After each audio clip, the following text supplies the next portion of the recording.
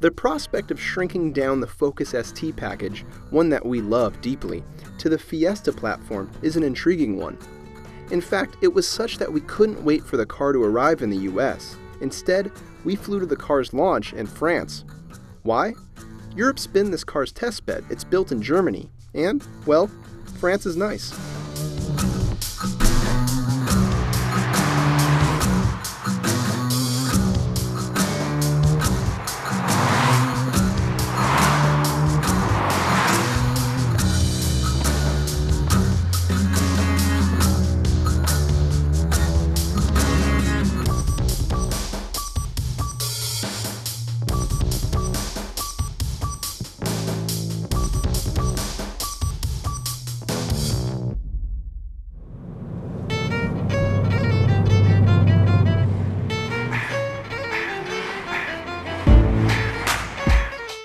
Now, before we can start the review of the Fiesta ST, we have to give a caveat, and that is the car that I'm driving now, this two-door hatchback, won't be available in the United States. The only version we're getting is a four-door hatchback.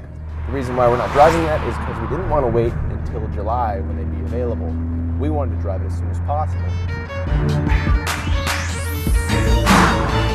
But that actually brings up an interesting point, and that is the car that we're going to get in the US is going to be the exact same as the one in every other market. There's no European-specific four-door hatchback or US-specific four-door hatchback. We're not getting a softer version. We're not getting a compromised version. It's just the same car.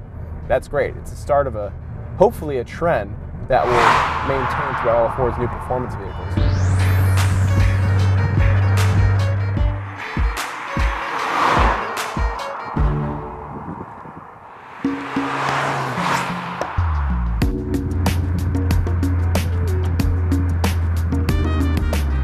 Now let's get into whether shrinking down the ST package, the formula that works so well with the Focus, whether you can do that in the Fiesta.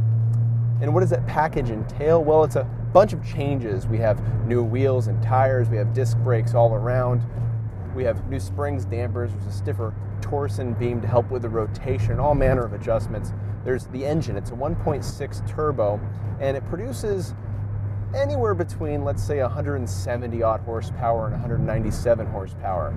I say that because the engine has an overboost feature.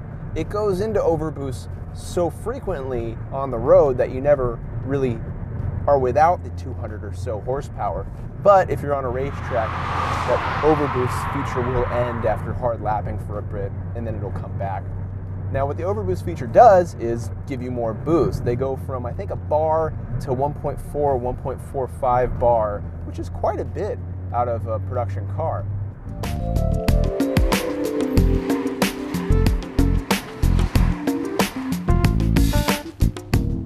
You also have quite a lot of torque, and that range is 200 to 214 or so.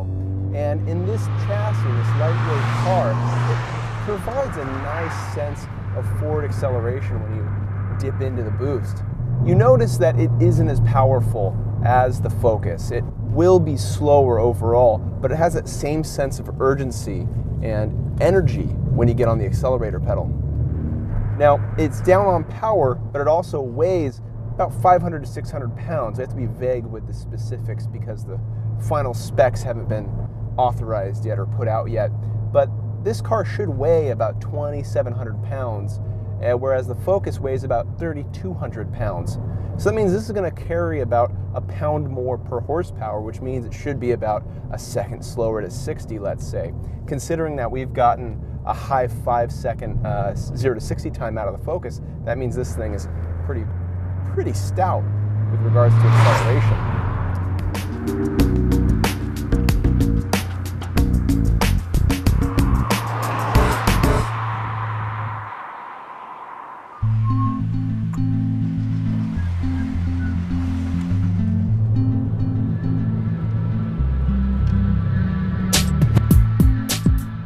But acceleration isn't the key part of the ST formula. It's a nice part, it's a very enjoyable thing when you're on the freeway and can pass people without having to downshift. But the crucial thing to the ST feeling is how it drives. The Focus is an amazing driver's car. It's nimble, it's precise, and it will put the tail out basically whenever you want it. It's all fine and good. This is the same thing. And I guess we shouldn't be surprised because this was designed by the same people who did the Focus, and it's just on a smaller package. In fact, Ford's saying the tuning on this is slightly more aggressive than the Focus. We haven't been able to wring out the chassis the last tenth on these public roads in France because, well, it's just not safe, but we're really eager to do that whenever this car comes to the United States.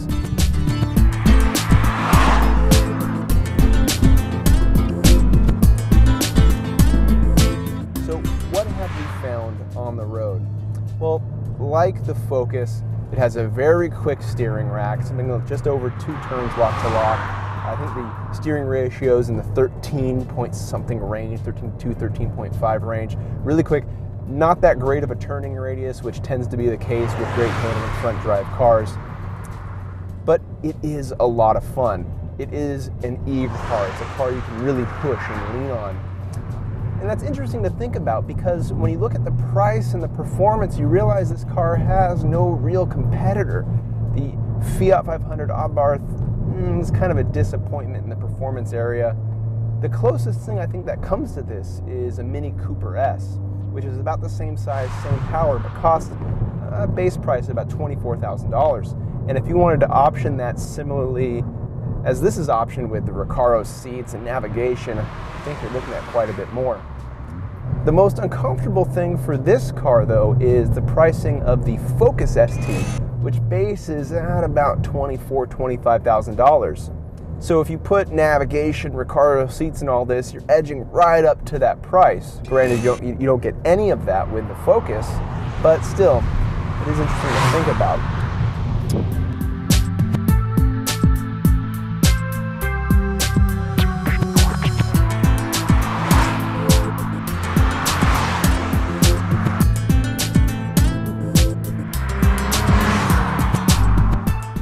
The Fiesta ST works well on France's roads, which shouldn't be surprising considering it was developed for this tight, narrow, and curvy asphalt. We're eager, though, to find out whether the US market four-door delivers the same enthusiasm to its driver.